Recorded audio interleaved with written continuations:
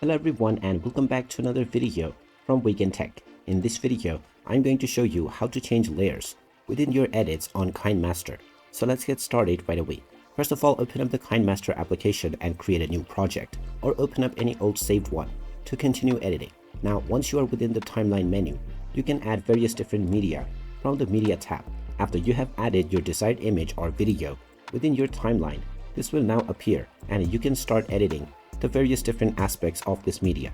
Now, if you wish to create a new layer, just tap on any blank space within your timeline and this will now bring up the layer menu. Just tap on this and you can now add any new media within this new layer.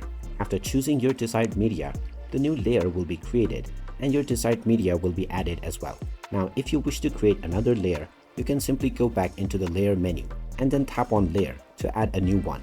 Or you can cycle between your layers that you currently have added in order to add more media and continue your edits.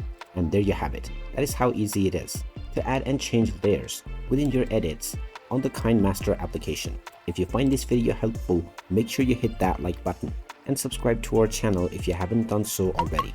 Also ring that notification bell to never miss another update from us. Thank you for watching and I will see you again in the next video.